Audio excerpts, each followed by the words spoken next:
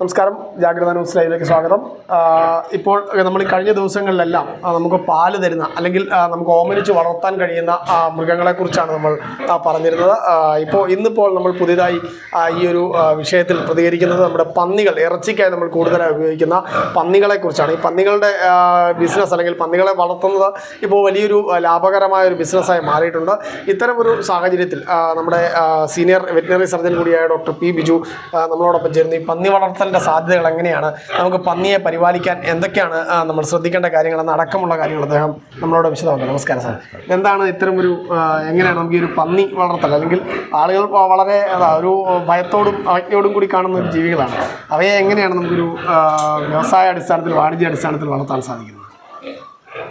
നല്ലൊരു ചോദ്യമാണ്. കാരണം വെച്ചാൽ നമ്മുടെ ഭക്ഷണ മാലിന്യത്തെ മാംസ്യമാക്കി അല്ലെ പ്രോട്ടീനാക്കി മാറ്റാൻ ഇത്രയും കഴിവുള്ള ഒരു ജീവിയില്ല.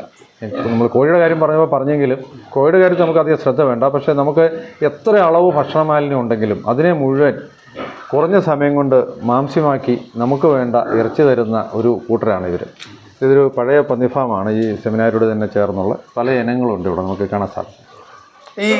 നമുക്ക് ഈ ഒരു പന്നി വളർത്തൽ നമ്മൾ ഏറ്റവും അധികം ശ്രദ്ധിക്കേണ്ട കാര്യങ്ങളെന്നാണ്. ഒരു ബിസിനസ്സായിട്ട് ഇതിനെ കാണുന്നുണ്ടെങ്കിൽ, അല്ലെങ്കിൽ ഇതൊരു വ്യവസായ അടിസ്ഥാനത്തിൽ പന്നിയെ വളർത്താൻ ഉദ്ദേശിക്കുന്ന ആളുകൾ എന്തൊക്കെയായിരിക്കും ശ്രദ്ധിക്കേണ്ട പ്രധാനപ്പെട്ട കാരണങ്ങൾ, ആവശ്യങ്ങൾ എന്തൊക്കെയായിരിക്കും? ശരിക്കും പറഞ്ഞാൽ ശ്രദ്ധ വേണോ വേണ്ടയോ, അല്ലെങ്കിൽ ശ്രദ്ധിക്കാൻ പറ്റുമോ ശ്രദ്ധിക്കാൻ പറ്റില്ലയോ എന്നനുസരിച്ചും കൂടെ നമുക്ക് മുന്നോട്ട് കൊണ്ടുപോകാൻ പറ്റുന്ന ഒരു സംരംഭമാണ് പന്നി വളർത്തൽ.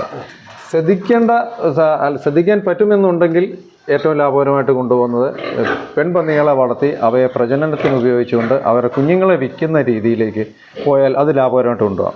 അതേസമയം അതുപോലെ ശ്രദ്ധിക്കാനാവില്ല, രാവിലെയും വൈകിട്ടും കുറച്ച് സമയം മാത്രമേ ഉള്ളൂ എങ്കിൽ കുഞ്ഞുങ്ങളെ വളർത്തി ഒരു പ്രത്യേക നിശ്ചിത തൂക്കം വരെ അവരെ വളർത്തി അവരെ ഇറച്ചിക്കായിട്ട് കൊടുക്കുന്ന രീതി, അത് കൂടുതൽ ആൺപന്നികളെയാണ് അത്തരത്തിൽ വളർത്താൻ പറ്റുന്നത്. അങ്ങനെ രണ്ട് രീതിയിൽ ഈ സംരംഭത്തിനെ നമുക്ക് മുന്നോട്ട് കൊണ്ടുപോകാൻ സാധിക്കും. നമുക്ക് സമയം എത്രത്തോളം ലഭ്യമാണ് എന്നുള്ളതനുസരിച്ചാണ് അത് നമുക്ക് തിരഞ്ഞെടുക്കാൻ സാധിക്കുക.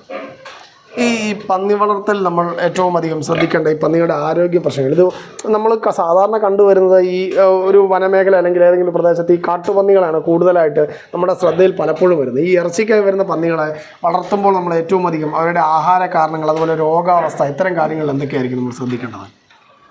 ശരിക്കും പറഞ്ഞാൽ അധികം ശ്രദ്ധ വേണ്ടാത്ത ഒരു കൂട്ടരാണെന്നുള്ളതാണ് സത്യം. കാരണം വെച്ച് കഴിഞ്ഞാൽ സ്വാഭാവികമായിട്ടുള്ള രോഗപ്രതിരോധ ശക്തി ഇവർക്കുണ്ട്.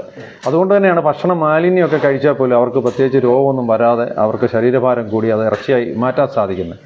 എങ്കിൽ കൂടി നമുക്ക് അടുത്തിടയിൽ വിവിധ മാധ്യമങ്ങളുടെ ശ്രദ്ധിച്ചിട്ടുണ്ടാവും, ആഫ്രിക്കൻ പന്നിപ്പനി ഉൾപ്പെടെയുള്ള വിദേശത്തൊക്കെയുള്ള അസുഖങ്ങൾ നമ്മുടെ നാടൻ പന്നികളിൽ ഉൾപ്പെടെ വരുന്നുണ്ട്.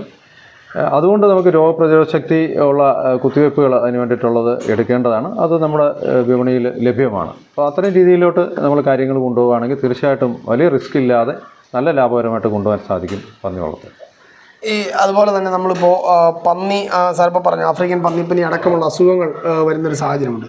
ഇത്തരം ഒരു മനുഷ്യരിലേക്ക് പടരുന്ന രോഗസാധ്യതകളാണ് ഈ പന്നിപ്പനി എന്നൊക്കെ പറഞ്ഞ് നമ്മൾ പൊതുവെ കേൾക്കുന്നുണ്ട്. അപ്പോൾ ഇത്തരം ഒരു ഈ സാധ്യത, ഈ രോഗപ്രതിരോധത്തിനടക്കം ഈ പന്നികളെ നമുക്ക് ഏത് രീതിയിലായിരിക്കും ഉപയോഗിക്കാൻ സാധിക്കുന്നത്? അവർക്ക് എങ്ങനെയായിരിക്കും ഇതിനു വേണ്ടിയുള്ള പ്രതിരോധം നമുക്ക് നൽകാൻ കഴിയുന്നത്? ഏത് രീതിയിലായിരിക്കും നമ്മളത് ശ്രദ്ധിക്കേണ്ടത്?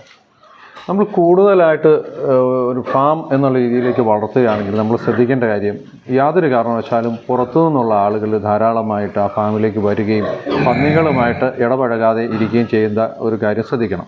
രണ്ടാമത്, നമ്മൾ ഭക്ഷണ മാലിന്യങ്ങൾ ഹോട്ടലുകളിൽ നിന്നൊക്കെ നമുക്ക് തുച്ഛമായ വിലയ്ക്ക്, ഇപ്പോഴത്തെ ഒരു സാഹചര്യം പറയുകയാണെങ്കിൽ ഹോട്ടലിൽ നിന്നുള്ള മാലിന്യം നീക്കം ചെയ്യുന്നതിന് ഹോട്ടലിൽ നിന്ന് അവർ തന്നെ ചെറിയ ഒരു പേയ്മെൻറ്റും അത്തരം രീതിയിൽ കൊടുക്കാറുണ്ട്. അപ്പോൾ അങ്ങനെയൊക്കെ ആ മാലിന്യങ്ങൾ മാറ്റുമ്പോൾ കുറച്ച് ശ്രദ്ധിക്കുന്നത് നല്ലതായിരിക്കും. പ്രത്യേകിച്ച് പുതിയതായിട്ട് ഏതെങ്കിലും ഒരു സ്ഥലത്ത് നിന്ന് കൂടുതലും മാലിന്യം ഒക്കെ ലഭിക്കുമ്പോൾ നമുക്ക് അറിഞ്ഞുകൂടാ അതിനകത്ത് എന്തെങ്കിലും അസുഖം വരുത്തുന്ന സാധനങ്ങളൊക്കെ ഉണ്ടോയെന്ന്.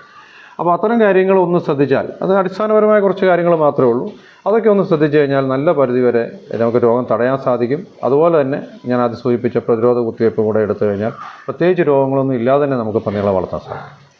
അതുപോലെ തന്നെ ഇപ്പം നമ്മൾ സംസാരിക്കുമ്പോൾ അത് ഈ പ്രോഗ്രാം തുടങ്ങുന്നതിന് മുമ്പ് നമ്മൾ സംസാരിച്ചിരുന്നു, ഈ പന്നികളുടെ മുഖം ആണ് വളരെ ഒരു ആക്രമണ സ്വഭാവമുള്ളൊരു ജീവിയാണ്. അതായത് ഇത് ഒരു പക്ഷേ ഈ കൂട്ടിൽ നിന്നടക്കം നമ്മൾ ഈ കൂട് അടക്കം ഒരുക്കുമ്പോൾ ഈ ഒരു അപകട സാധ്യത അല്ലെങ്കിൽ ഈ ഒരു ആക്രമണ സ്വഭാവമുള്ള ഈ പന്നികളുടെ സാധ്യത കൂടി നമ്മൾ പരിഗണിക്കേണ്ടതല്ലേ? അതിനെന്തൊക്കെ എന്തൊക്കെ കാര്യങ്ങളായിരിക്കും നമ്മൾ പ്രധാനമായി കൂടിനടക്കം നമ്മൾ ഒരുക്കുമ്പോൾ ശ്രദ്ധിക്കേണ്ടത്?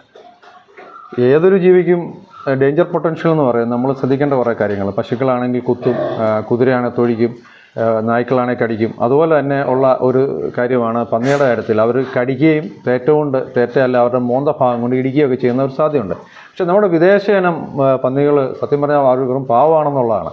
നമ്മുടെ നാടൻ പന്നികളെപ്പോലെ ശൗര്യമൊന്നും അവർക്കില്ല, അല്ലെങ്കിൽ കാട്ടുപന്നികളെപ്പോലെ ശൗര്യമോ തേറ്റ നീണ്ടു നിന്നിട്ടുള്ള പരിക്കുകളൊന്നും നമുക്കുണ്ടാകത്തില്ല. വളരെ സൗഹൃദപരമായ ഒരു സമീപനമാണ് പന്നികളുടെ ഭാഗത്തു നിന്നും നമുക്കും ഉണ്ടാകുക. അതുകൊണ്ട് അധികം ഒന്നും പേടിക്കേണ്ട ഒരു കാര്യം നമ്മുടെ സാധാരണ പന്നികളിൽ നിന്നില്ല. അതുപോലെ തന്നെ പിന്നെ അവരെ സംബന്ധിച്ചിടത്തോളം വെറുതെ കൂടിനകത്ത് കിടക്കുമ്പം അവരുടെ ബോറടി മാറ്റാനൊക്കെ അവർ മുഖം ഇട്ട് ഒരയ്ക്കുകയോ ചെയ്യുന്നതിൻ്റെ ഭാഗമായിട്ട് കമ്പിക്കൂടുകളാണെങ്കിൽ അതിൻ്റെ സുഷിരങ്ങളിലൂടെയൊക്കെ മുഖം ഇടിച്ച് കയറ്റുകയൊക്കെ ചെയ്ത് മുഖത്തിന് കേടുപാടുകളുണ്ടാകും. അതുപോലെ കമ്പിക്കൂടുകൾക്ക് കേടുപാടുകൾ വന്ന് പന്നി കൂടിന് വെളിയിലേക്ക് പോകാം. അപ്പോൾ കൂടിൻ്റെ ഡിസൈൻ അല്ലെങ്കിൽ കൂടിൻ്റെ വാതിലുകളുടെ ഡിസൈനിൽ നമ്മൾ ചില കാര്യങ്ങളൊക്കെ ശ്രദ്ധിക്കേണ്ടതുണ്ട്.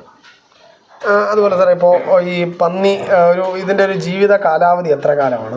ഇതിന് നമ്മൾ ഈ ഇറച്ചിക്ക് ഉപയോഗിക്കുമ്പോൾ എത്ര കാലത്തേക്ക്, അല്ലെങ്കിൽ ഇത് ഇപ്പോൾ നമ്മൾ 2 വയസ്സ് അല്ലെങ്കിൽ 3 വയസ്സ് ഇങ്ങനൊരു ജീവിത പരിധി ഉണ്ടോ ഈ ഇറച്ചി ഉപയോഗിക്കുന്നതിന്? അതുപോലെ തന്നെ ഈ പെൺപന്നികളാണെങ്കിൽ അതിൻ്റെ പ്രജനന കാലാവധിയൊക്കെ എങ്ങനെയാണ്? അതിൻ്റെ ഒരു കാര്യങ്ങൾ എങ്ങനെയാണ്? നമ്മൾ ഇറച്ചിക്കായിട്ട് വളർത്തുകയാണെങ്കിൽ സാധാരണ നമുക്കൊരു 1.5 മാസം ഉള്ള കുഞ്ഞുങ്ങളെയാണ് പുറത്തുനിന്ന് ലഭിക്കുക. അത് ശരീര തൂക്കത്തിനനുസരിച്ചാണ് വില. അതിന് ഏതാണ്ട് 1 വർഷം 1.5 വർഷമൊക്കെ വളർത്തുമ്പോൾ തന്നെ ഒരു 200 കിലോ അല്ലെങ്കിൽ 250 കിലോ ഒക്കെ തൂക്കം വെക്കുന്ന വിദേശ ഇനമായ ലാർജ് വൈറ്റ് യോർക്ക്ഷയർ ഒക്കെ ആണെങ്കിൽ നെയ്യുള്ള ഇറച്ചിയാണ്. അതോടൊപ്പം തന്നെ ശരീര തൂക്കം കൂടുതലാണ്. ഡ്യൂറോക്ക് പോലുള്ള ഇനമാണെങ്കിൽ നെയ്യ് കുറവാണ്, ഇറച്ചി കൂടുതലുമുണ്ട്. ഏതാണ്ട് 250 കിലോ ഒക്കെ ഒരു 1.5 വർഷമൊക്കെ വളർത്തുമ്പോഴത്തേക്കും നമുക്ക് കിട്ടുന്നതാണ്. പിന്നെ ഗർഭകാലത്തിൻ്റെ കാര്യം പറഞ്ഞാൽ പെൺപന്നിയാണ് വളർത്തുന്നതെങ്കിൽ അതിന് ഓർത്തിരിക്കാനൊരു കണക്ക് പന്നിയുടെ ഗർഭകാലം 3 മാസം 3 ആഴ്ചയും 3 ദിവസവും എന്നുള്ളതാണ്. 114 ദിവസമാണ് പറയുന്നതെങ്കിലും ഓർത്തിരിക്കാൻ എളുപ്പം ഈ ഒരു ഫോർമുലയാണ്. അപ്പോൾ കുഞ്ഞ് പന്നി കുഞ്ഞുങ്ങൾ ഉണ്ടാകുമ്പോൾ ഈ സാർ മുമ്പേ പറഞ്ഞു അതിന് വളർത്തി ഈ ഒരു ഉണ്ടാകുന്ന കാലഘട്ടത്തിൽ അങ്ങനെ നോക്കുകയാണെങ്കിൽ അതൊരു ലാഭകരമാണ്, അല്ലെങ്കിൽ ഇറച്ചിക്ക് വളർത്തേണ്ടത് ലാഭകരമാണ്. അപ്പോൾ ഈ പന്നി കുഞ്ഞുങ്ങൾ ഉണ്ടാകുമ്പോൾ ഈ കുഞ്ഞുങ്ങൾക്ക് എന്തെങ്കിലും രീതിയിലുള്ള ശ്രദ്ധ നമ്മൾ പ്രത്യേകം കെയർ കൊടുക്കേണ്ട ആവശ്യമുണ്ടോ? അതോ സ്വാഭാവികമായുള്ള പന്നികളെ വളർത്തുന്ന അതേ രീതിയിൽ തന്നെ ഇത് വളർന്നുകൊള്ളൂ? എങ്ങനെ അതിൻ്റെ ഒരു കാര്യങ്ങൾ? നമ്മൾ ഇറച്ചിക്കായിട്ട് വളർത്തുമ്പോൾ പ്രത്യേകിച്ചും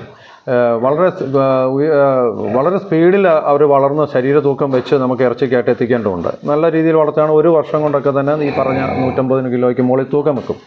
അപ്പോൾ പന്നിക്കുഞ്ഞുങ്ങൾക്കുള്ള ഒരു പ്രശ്നം, ഇപ്പോൾ ജനിച്ച ഉടനെയുള്ള കുഞ്ഞുങ്ങൾക്ക് അവരുടെ അമ്മയിൽ നിന്നുള്ള പാലിൽ ഇരുമ്പിൻ്റെ അംശം കുറവാണ്. അതുകൊണ്ട് ജനിച്ച ഒരു 1-2 ദിവസം ആകുമ്പോൾ തന്നെ ഇരുമ്പിൻ്റെ ഇഞ്ചക്ഷൻ ഒരു പ്രാവശ്യവും ഒരാഴ്ചക്കുള്ളിൽ രണ്ടാമതൊരു ഇഞ്ചക്ഷൻ കൂടി എടുക്കുന്നത് അവരുടെ വളർച്ചാ നിരക്ക് ത്വരിതപ്പെടുത്തുവാനായിട്ട് സഹായിക്കും. ഇത് കൂടാതെ ഇപ്പോൾ ഈ പന്നി വളർത്തലുമായി ബന്ധപ്പെട്ട് ഈ പന്നി വളർത്തൽ ഒരു ബിസിനസ്സായി അല്ലെങ്കിൽ വാണിജ്യപരമായി ഉപയോഗിക്കാൻ ആഗ്രഹിക്കുന്ന ആളുകൾക്ക് ജനറലായി കൊടുക്കാൻ പറ്റുന്ന നിർദ്ദേശങ്ങൾ എന്തൊക്കെയായിരിക്കും നമുക്ക് ഇതിൽ പറയാൻ പറ്റുന്നത്? എന്തൊക്കെ നിർദ്ദേശങ്ങളായിരിക്കും പൊതുവായി കൊടുക്കാൻ പറ്റുന്നത്? ശ്രദ്ധിക്കേണ്ട ഒരു കാര്യം, ഭക്ഷണമാക്കി എന്ന ഒരു കൂട്ടരായതുകൊണ്ട് കൂടിൽ നിന്നും ദുർഗന്ധം വമിക്കാനൊക്കെയുള്ള സാധ്യത വളരെ കൂടുതലാണ്. അപ്പോൾ അതുകൊണ്ട് തന്നെ ജലലഭ്യത ഉറപ്പുള്ള സ്ഥലത്ത് മാത്രമേ കൂടുകൾ പണിയാവൂ. അതുപോലെ തന്നെ ജനബാഹുല്യമുള്ള പ്രദേശങ്ങൾ പന്നി വളർത്തലിനായിട്ട് തിരഞ്ഞെടുക്കാൻ പാടില്ല. കാരണം ഇവയിൽ നിന്നുള്ള ഗന്ധം ആൾപ്പാർപ്പുള്ള സ്ഥലത്ത് ബുദ്ധിമുട്ടുണ്ടാക്കും. അപ്പോൾ അകലെയുള്ള മനുഷ്യവാസം അധികം ഇല്ലാത്ത സ്ഥലത്ത് പന്നിക്കൂടുകൾ ക്രമീകരിക്കുകയും ജലലഭ്യത ഉറപ്പുവരുത്തുകയും ചെയ്താൽ തന്നെ മറ്റു കൂടുതൽ പ്രശ്നങ്ങളൊന്നും പന്നി വളർത്തലും ഉണ്ടാവില്ല. ഇത്രയും സമയം നമ്മളോടൊപ്പം പന്നി വളർത്തലിൻ്റെ സാധ്യതകളും ഈ വ്യവസായ രൂപത്തിലടക്കം ഈ പന്നി വളർത്തലിനെ എങ്ങനെ ഉപയോഗിക്കാമെന്നും പന്നികൾക്കുണ്ടാകുന്ന രോഗങ്ങളും അവയെ ശ്രദ്ധിക്കേണ്ടത് എങ്ങനെയാണെന്നും അടക്കമുള്ള കാര്യങ്ങളാണ് ഡോക്ടർ പി ബിജു നമ്മളോട് വിശദീകരിച്ചത്. ഏതായാലും വരും ദിവസങ്ങളിൽ കൂടുതൽ നമ്മളുടെ ഓമന മൃഗങ്ങളുടെ അടക്കം ആരോഗ്യ പ്രശ്നങ്ങളടക്കമുള്ള കാര്യങ്ങൾ നമുക്ക് ഈ പങ്ക്തിയിലൂടെ നമുക്ക് പങ്കുവെക്കാം.